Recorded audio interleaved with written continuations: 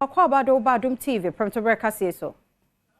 Medase. Yedase papa no breno wada je. Meeting no ahyase anabrebe na ahyase de na yehwe afri mpanifo ho. Okay, inti etiefo medamo ase. Inti meeting no ebe hyase ewiemu around 3 o'clock. Na meeting no ebe hyase. Na niye pese yetiefi aban no enum nyina ne se obeyi yen efi ta ne hyehyeye enum. Okay. Nti anu a ne yehwe adi mu nti se yekona se anu amamu a ede ebiem ne yebeye. Mesrepa se yakasa bebre amanfo akasa.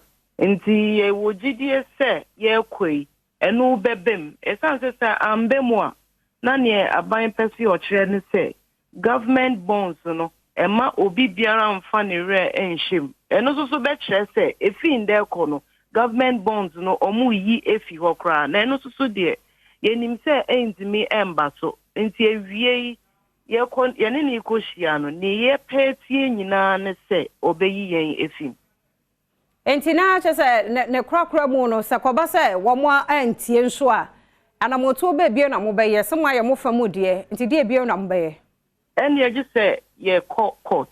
Okay. Se ye kana se mo enti a je se ye tuaso court. Ba ye wogidie se court no enya de se ba so. Esan se ni esi no eno ne se wakogi sika na se bio wentimi amfanye ne wo be ya. Na ne opese wo kan se metimi abo ewura obi adem se ekonwa na wo na mafa na mesi medikotu aka ene de minia se enye ento asomusa. Eni nti no ye mpese ebedu se ebe court ni epese ye hu nyina ne se obeka se woyi yen efi.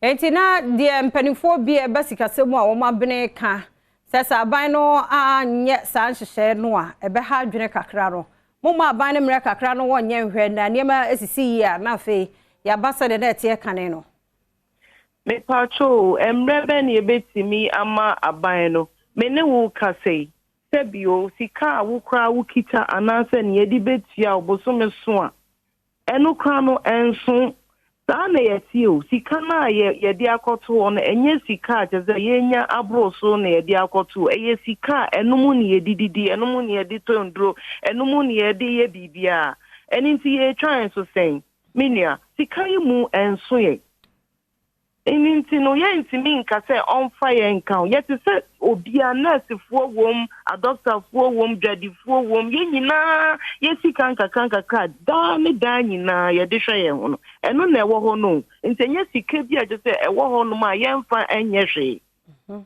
yo eninti no omo betimi ahwe baby se bia omo no baby omo di sika ni bia akwohwehwe ana se nyema bi omo ye no omo betimi atwintwan eno nso omo de eno e de ayesa program no wo hwe bi te se de a wo hwe anema be no hormom no omo nye no omo nya aye de no nto ho.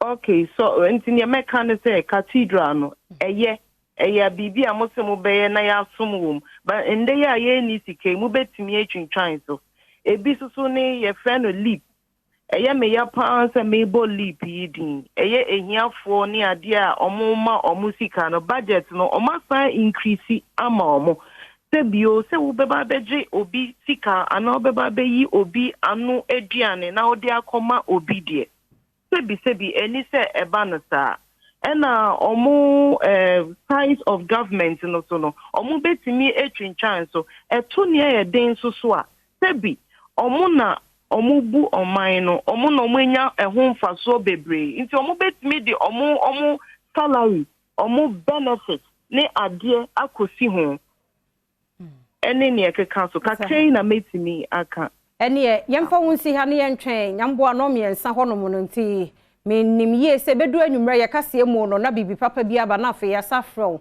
na afa ya tie de ekosi ye ya da se pa